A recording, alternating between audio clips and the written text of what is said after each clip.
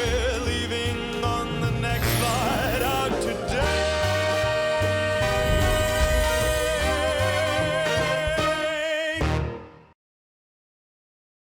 네, 드림스탁 나우 시간으로 함께 넘어오셨습니다. 연준의 금리 인하 시그널, 이 시그널이 세계 외화 시장에는 어떤 영향을 미칠지 함께 알아보는 시간 가질 텐데요. 오늘 이 시간 함께 해주실 분은 NH선물의 김승혁 이코노미스트입니다. 안녕하세요. 네, 안녕하세요. 저번 시간보다도 금세 날씨가 추워졌거든요. 네, 맞습니다. 그래도 오시는 길 다치시지 않고 잘 안전히 운전하시면서 오셨네요. 어쩌다 보니까. 다행입니다.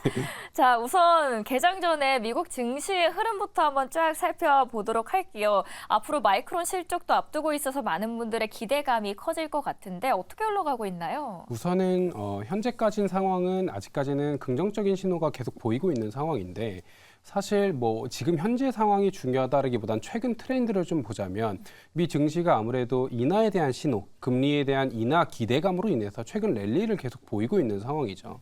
특히 방금 마이크론에 대한 말씀도 같이 주셨지만 사실 마이크론 같은 이제 반도체, IT 이런 이제 기술주 관련된 섹터는 금리와 좀 더 밀접한 연관성이 높다라고 보고 있는 상황입니다. 왜냐하면 미래에 대한 어떤 기업들의 밸류에이션을 평가할 때 우리가 사실 그 기업들 같은 경우에는 꾸준하게 R&D를 진행할 수밖에 없는 상황이고 차입 비용이 얼만큼 들 것이냐가 기업의 경쟁력에 있어서 크게 이제 좌우되는 부분이기 때문에 금리가 몇 % 인하가 될 것이냐 또는 인상이 될 것이냐에 따른 어떤 논리가 결국에는 그런 기업들에 대한 실적 기대감 또는 이후의 성장 가능성들을 어느 정도 점칠 수 있는 하나의 포인트가 될 수 있는 상황이고요. 아무래도 내년 이제 점도표 기준으로는 최근 FOMC가 공개가 되면서 세 차례 정도 금리 인하에 대한 베팅이 유입이 되고 있는 상황이죠. 그렇지만 시장은 6차례 정도 인하까지도 바라보고 있습니다. 3차례 인하와 6차례 인하는 사실 2배의 차이잖아요. 그렇죠. 상당히 연준의 커뮤니케이션과 시장의 커뮤니케이션에 차이가 좀 있는 상황인데 어찌됐건 방향성은 아래쪽이다라는 게 지금의 시장을 좀 이끌고 있는 상황이고요. 물론 가끔 가다가 차익 실현 매물이 좀 나오면서 상승이 주춤한 모습도 보이기는 하지만 최근까지의 흐름은 다행히도 좀 강세를 보이고 있다. 위험 선호 심리가 우위를 보이고 있다. 좀 이렇게 정리할 수 있습니다. 말씀을 해주셨다시피 거의 2배 이상의 차이 나는 것처럼 시장이 다소 기대감을 많이 갖고 있는 모습들이 연출이 되고 있습니다. 달러의 움직임도 눈여겨봐야 될 것 같아요. 달러 인덱스는 어떻게 흘러가고 있나요? 아무래도 달러 인덱스 같은 경우에는 최근 102포인트 이제 초중반까지 다시 한번 내려왔다라고 볼 수 있는데 달러 인덱스의 흐름이 상당히 묘합니다. 왜냐하면 금리 인하에 대한 시그널이 시장 내에 유입되면 원래는 달러 인덱스 같은 경우에는 하락 압력이 크게 우위를 보이는 게 맞아요. 그렇지만 지금 달러 인덱스의 흐름을 보자면 102포인트까지 다시 한번 내려온 게 아니라 101포인트 후반까지 내려왔다가 다시 한번 102포인트 중반까지 올라갔다가 어느 정도 왔다 갔다 하는 흐름을 좀 연출하고 있거든요. 그러면 이제 일반 시장 참가자분들께서는 오해를 하십니다. 금리 인하가 지금 시그널이 보이고 있는데 달러 인덱스의 하락 압력이 왜 이렇게 생각보다 두드러지지 않지라는 오해를 하시는데 이제 그거에 대한 대답은 아무래도 유럽 쪽에서 좀 찾을 수 있다라고 볼 수 있는 상황이고요. 유럽이 지금 오늘 같은 경우에도 영국의 이제 소비자 물가 지수가 상당히 예상치를 하회하는 모습이 나왔고요. 실시간으로 독일의 생산자 물가 지수 역시도 예상치를 하회하는 모습을 저희가 확인했습니다.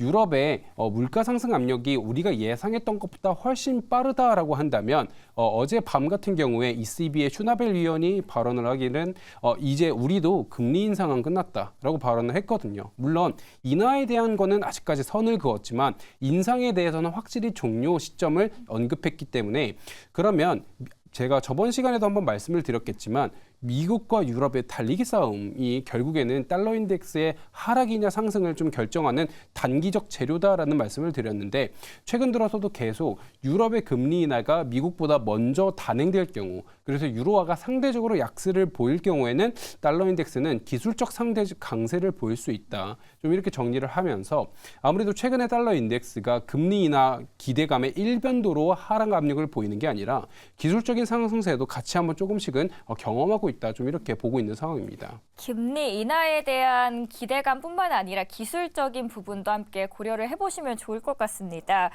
연준 안에서도 좀 반응들이 엇갈리는 것 같습니다. 저희가 대학 때 팀플 할 때도 그렇고 회사 안에서도 하나의 팀 안에서도 여러 의견들이 엇갈리곤 하잖아요. 하나로 다 통일된다라는 게 참 어려운데 연준 안에서도 각자의 의견들이 다소 분분해 보입니다. 아무래도 지금 파월 연준 의장이랑 사실 지금 오스탄 굴스비 총재라든지 다양한 의견들이 충돌을 하고 있죠. 원래 연준은 다양한 커뮤니케이션을 시도하기로 유명합니다. 원래 이제 도비시안 사람들이 있고 좀 더 매파적인 사람들이 있고 사실 여러 가지 색채를 가지고 있는 의원들이 본인들의 주장을 서로 내세우면서 그것들의 합의점을 찾아가는 게 어떻게 보면 시장 입장에서는 중론을 찾아가는 과정이었거든요. 지금도 현재 마찬가지로 금리 인하에 대해서 다양한 시그널들을 내놓고 있어요. 물론 대전제는 인상은 끝났다라는 거지만 그러면 인하를 언제까지 해야 되는가, 얼만큼 해야 되는가에 대한 어떤 의견에 있어서는 조금씩은 다릅니다. 가장 구체적으로는 과연 지금 시장이 예상하고 있는 기대치가 과하냐, 과하지 않느냐에 대해서 사실 논의를 하고 있는 건데 대표적으로 얼마 전에 이제 어제 같은 경우 오스탄 굴스비 총재가 이런 발언을 했죠. 지금 파월 연준 의장이 했던 발언은 시장 너희가 기대하는 그 발언이 아니야. 그래서 내가 봤을 때 파월 연준 의장의 발언으로 시장이 이렇게 반응하는 건 나는 혼란스럽다라는 얘기를 했습니다. 반대로 얘기하면 너희들의 기대는 상당히 과도하다라는 거거든요. 왜 우리가 3차례의 인하만을 얘기를 했는데 6차례 인하까지를 너희가 반영하는지 모르겠다라는 취지의 발언이고요. 반대로 얘기하면 일각에서는 다시 한번 그렇지만 인하에 대해서는 우리가 충분히 생각을 해야 된다라는 발언을 하고 있습니다. 왜 이렇게 연준 간, 의원 간 의견이 좀 엇갈리냐라고 하면 이거는 어쩔 수 없이 중앙은행의 생리적 특성인데요. 지금 미국 중앙은행 같은 경우에는 비단 미국 중앙은행뿐만이 아니라 글로벌 중앙은행 같은 경우에는 두 가지를 걱정하고 있습니다. 쉽게 이제 두 가지를 하나의 테마로만 말씀드리면 첫 번째가 샤워실의 바보라는 거고요. 두 번째가 아무래도 저희가 가끔 이제 카툰 같은 거를 보면은 늑대가 꾸준히 달려가다가 어느 순간 절벽을 지나서 떨어지는 그런 어떤 모습을 저희가 확인을 할 수가 있을 거예요. 그러한 모습을 연상시키는 다시 얘기하면 긴축에 대한 속도를 조절하지 못해서 계속 달려가다가 어느 순간 낭떠러지를 지나가 있는 그런 모습을 확인할 수가 있거든요. 연준이 과연 어떠한 모습을 좀 더 무게를 중심을 두고 있는 것이냐에 대해서 지금 분분한 상황인데 지금 샤워실의 바보에 대해서 두려워하고 있는 사람들은 샤워실의 바보란 흔히 이런 겁니다. 우리가 샤워기 호스를 찬물로 돌렸다가 너무 차가우면 바로 뜨거운 물로 돌리고 너무 뜨거우면 다시 한번 찬물로 돌리는 거예요. 그러니까 정책에 대한 기조가 확실하지 않다면 계속 정책을 왔다 갔다 하게 되는 거고 그 상황 속에서 시장에 대한 커뮤니케이션은 실패하게 된다는 겁니다.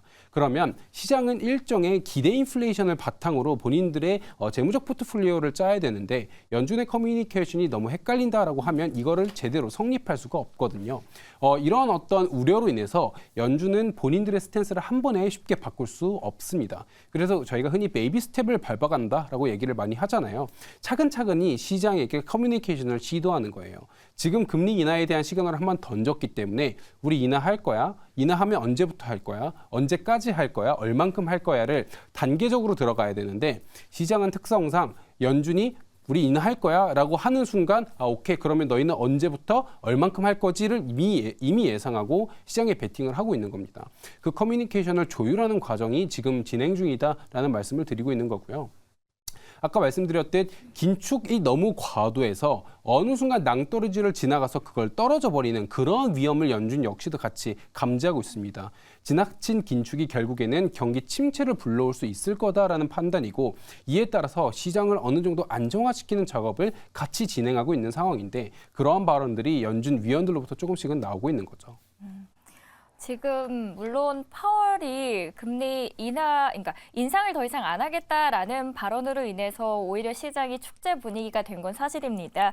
그런데 제가 앞서 외신 스케치에서도 언급을 해드렸는데 투자자들이 낙관론이 연준 관리들을 오히려 더 불안하게 하고 있다라는 이야기들이 있어요. 전 우려되는 게 연준이 더 이상 금리 인상을 안 하겠다라고 하는 거는 어쨌든 그만큼 내년의 시장에 대해서 그러면 경기 침체가 올 수 있다라는 걸 감지했다라는 거고 그리고 시장이 지금 이만큼이나 흥분했다라는 거는 오히려 이렇게 시행이 안 됐을 경우를 생각하면 실망 매물이 더 크게 올 수 있다라고 생각돼서 더 큰 침체가 올 수 있지 않나, 시장에 충격을 줄 수 있지 않나 싶거든요. 오히려 그러니까 섣부른 의사소통으로 인해서 나중에 실제 금리 인하가 단행되지 않을 경우에 시장의 임팩트가 클 수 있지 않을까라는 어떤 두려움이 충분히 일어날 수는 있을 거다라고 보고 있는 상황인데 금리를 인하를 하지 않기는 쉽지 않습니다. 왜냐하면 첫 번째로 인플레이션 상승률이 상당히 낮아진 상황이기 때문에 더 이상 고금리를 유지할 만한 근거는 사실 존재하지 않는다라고 점차 보여지고 있는 상황이고요. 두 번째로는 고용과 소비에 있어서 점차적인 어떤 문제가 발생할 수 있기 때문에 사실 미국 입장에서 본인들이 금리에 대한 인하 시그널을 내세웠다라고 하는 거는 이미 충분한 태스크를 거치고 나서 본인들이 의사를 표명한 겁니다. 이미 금리 인하를 하겠다라는 내부적인 의사소통은 사실 11월이 아니라 9월, 10월부터 이미 꾸준하게 나왔던 얘기일 거예요.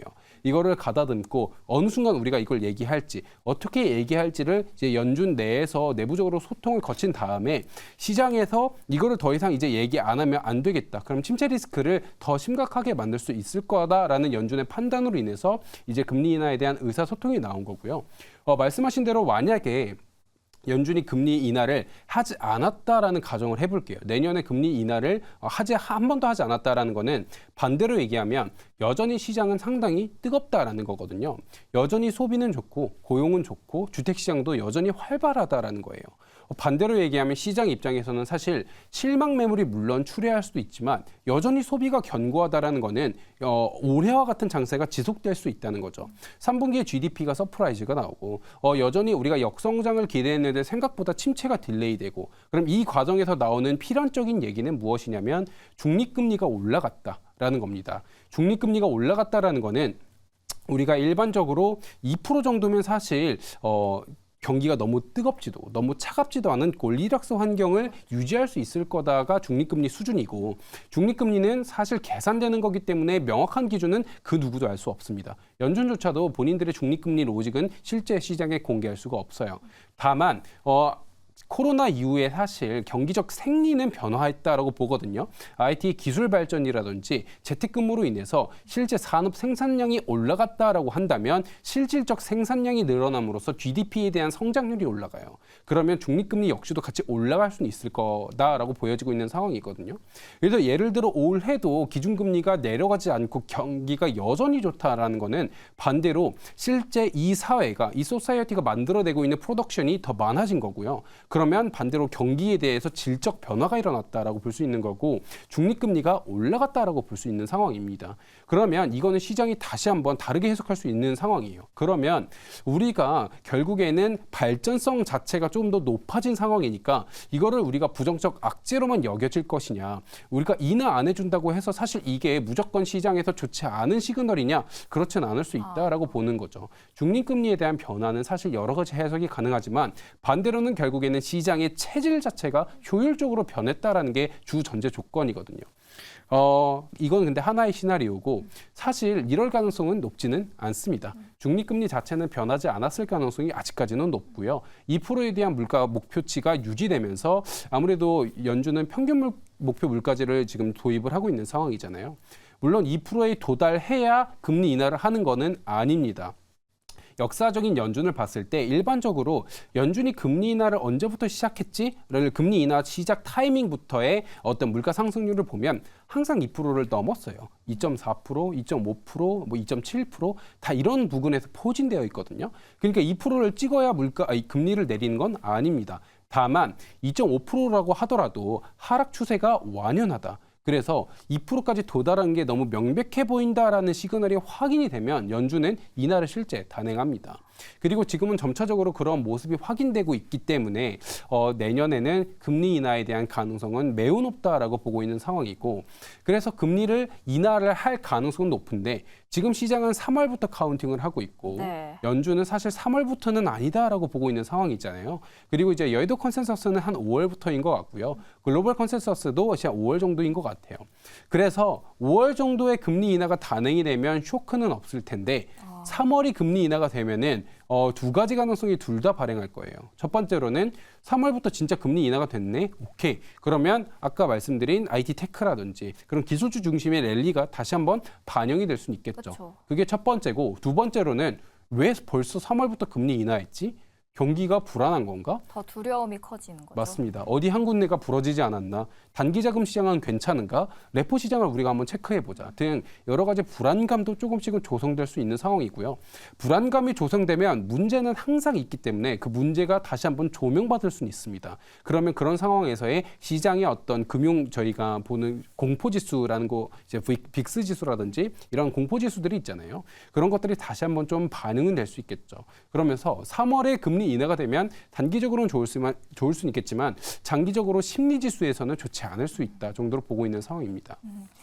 그러면 지금은 금리 인하가 언제 되는지 그 시점이 중요해질 것 같습니다. 이 부분을 더 중점적으로 체크하시는 게 중요할 것 같고요. 최근에 원달러 환율이 빠르게 떨어지고 있습니다. 아무래도 기준금리 인하에 대한 영향을 받고 있는 건데 여기에 대해서의 흐름은 어떻게 보십니까? 우선 원달러 환율 1,300원까지 다시 올라갔다가 현재 1,290원대로 다시 내려갔다가 NDF 기준으로는 다시 한번 1,300원대로 올라왔어요. 1,300원을 중심으로 상당히 횡보를 하고 있는 모습을 확인할 수가 있습니다. 원달러 환율이 제가 일전에 한번 말씀드렸지만 미국의 긴축 기준으로 인해서 2023년에 상승폭을 상당히 빠르게 높였어요. 근데 지금은 긴축 기조가 거의 되돌려지는 시점에서 하락 압력이 빠르게 높여져야 된다라고 보는 게 일반적인데 생각보다 1,300원 부근에서 지지를 잘 받고 있습니다. 이제 그거는 두 가지 이유인데요. 첫 번째로는 노이즈 구간에 지금 들어갈 수밖에 없는 상황이다. 금리 인하가 될 건데 얼만큼 될 거냐. 그리고 어느 속도로 될 것이냐, 그리고 그것이 달러 인덱스를 실제로 내리게 만들 수 있을 것이냐에 대한 논의가 지금 지속되면서 아무래도 원달러 환율의 하락 흐름이 어느 정도는 방어가 되고 있다라는 게 첫 번째고요.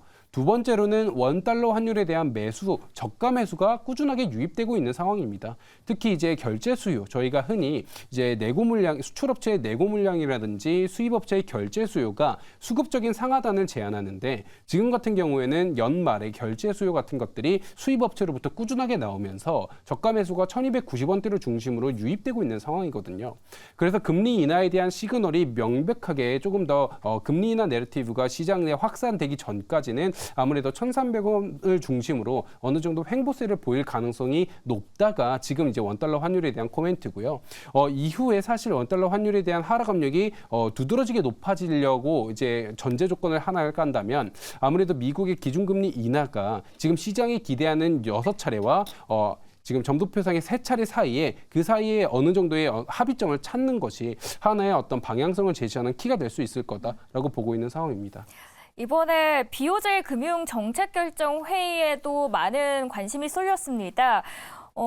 그 금융 완화 정책 수정 관측에 대해서 이제 우에다 총재는 이렇게 이야기를 했어요. 물가와 임금을 좀 더 집중해서 지켜봐야 된다라고 하면서 신중한 입장을 보였는데 어떻게 보시나요? 아무래도 이제 이번 BOJ 같은 경우에는 시장이 예상했던 대로 초안화 통화 정책을 유지를 했죠. 이제 초저금리를 유지를 하면서 마이너스 정책금리를 유지를 하면서 YCC 상단을 1%로 유지했습니다. YCC라는 거는 저희가 이제 일드 커브 컨트롤이라고 부르면서 이제 예를 들어 일본의 10년물 국채금리 상하단을 어느 정도 밴드 내에서 설정하는 거고요. 그 금리를 그 밴드가 넘어버리면 무제한 국채 매입을 진행하겠다. 그러면서 시장 금리에 대한 지나친 상승과 하락을 막겠다라는 일종의 완화적 통화 정책인데 지금 YCC에 대한 상단을 1%로 여전히 유지했습니다. 최근 시장은 사실 많이 기대를 했어요. BOJ에서 완화적인 스탠스가 바뀌지 않을까. 그거에 대한 근거는 높은 물가 상승률인데 최근 이제 우에다 총재가 본인의 발언을 통해서 이걸 깼죠. 어떤 발언이냐라고 하면 임금과 인플레이션에 대한 선순환이 깨졌다라고 얘기를 하고 있습니다. 아무래도 인플레이션이 상당히 높아졌다라고 한다면 실제 소비하는 사람들 입장에서는 가처분 소득이 떨어질 수밖에 없는 상황이에요. 가처분 소득이 떨어진다면 경기의 둔화 속도가 다시 한번 두드러질 수가 있는 상황이거든요.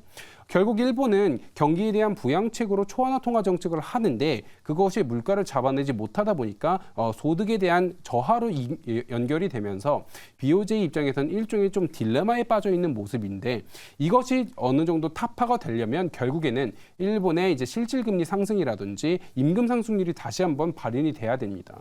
제가 이전에 한번 말씀드렸겠지만 이러한 어떤 임금 상승률에 대한 발현은 내년 초 정도까지는 우리가 좀 기다려봐야 된다라는 말씀을 한번 드렸었어요. 왜냐하면 일본은 일반적으로 매년 춘투라고 해서 매년 봄마다 임금 상승에 대한 협의체를 구성해서 이제 기재부 사람들과 함께 논의를 합니다. 그러면서 이번 우리의 물가 상승률이 이 정도니까 임금 상승률도 이 정도는 우리가 요구할게라는 논의를 진행하는데 올해 같은 경우에는 올해 초에 5%를 던졌었고 3.5%를 받아냈습니다. 지금 춘투에서 얘기가 나오고 있는 건 5% 이상의 임금 상승률을 요구하고 있어요. 그게 어느 정도까지 받아들여질진 모르겠지만 BOJ에서 임금 상승에 대해서 우호적으로 받아들이고 있는 상황인 만큼 그리고 지금 기시다 내각이랑 우에다 총재 모두 지금 이 춘투에 대해서 긍정적으로 바라보면서 본인들이 이 회의에 참여하겠다고 적극적으로 스케줄 조절까지 나서고 있는 상황이거든요. 이런 상황이다 보니까 아무래도 임금 상승에 대한 어떤 개선세가 내년 초 정도 보이게 된다면 그것이 결국 소비에 대한 선순환으로 이어질 경우에는 내년 초에 BOJ의 스탠스는 좀 변할 수 있지 않을까 정도로 기대하고 있는 상황입니다. 내년도에 BOJ의 스탠스가 변할 수 있다. 만약에 변하게 된다면 어떤 영향을 미칠까요? 우선 첫 번째로 가장 크게는 엔화가 강세를 보이기 시작하겠죠. 이번 BOJ가 공개가 되고 난 뒤에 당장 141 정도 수준이던 달러엔 환율이 143까지 올라갔습니다. 이게 151까지 올라갔다가 내려온 거라서 엔화가 좀 강세를 보이기는 했지만 지금 143도 상당히 높은 수준이거든요. 그것이 강세를 보이는 게 첫 번째 신호일 거다라고 볼 수 있는 상황이고요. 이제 두 번째로는 당연히 BOJ에 대한 스탠스가 변화하면 이제 YCC에 대한 상단이 움직일 가능성이 높다. 지금 화면을 통해서 저희가 확인을 할 수 있을지 모르겠지만 정부 부채, 일본의 정부 부채 상황이 상당히 높아져 있는 상황이거든요. 일본의 GDP 대비 정부 부채가 높아진 상황이다라는 거는 일본이 본인들의 정책 금리를 사실 함부로 움직이기는 쉽지 않다라는 거예요. 정책 금리를 쉽게 움직일 수 없다라고 한다면 그럼에도 불구하고 본인들이 물가 상승에 대한 대응을 하기 위해선 금리에 대한 대응을 어느 정도는 해야 되거든요.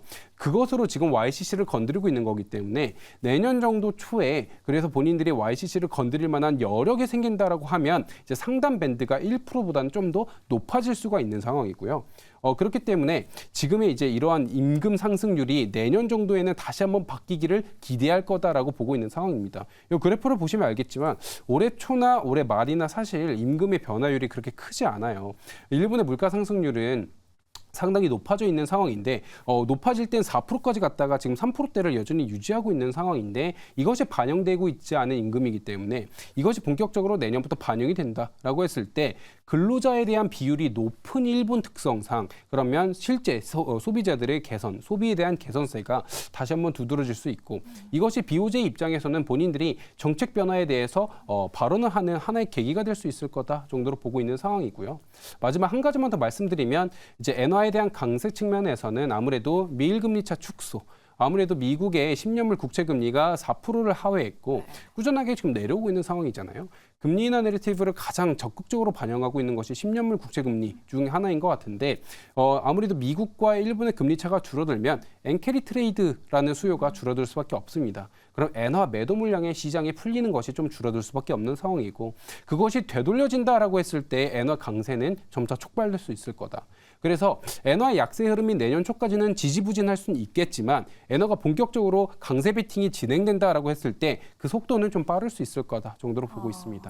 네, 전반적인 시장 이야기에 대해서 알아봤습니다. 강세되기 전에 일본 놀러 가야겠네요. 그렇습니다.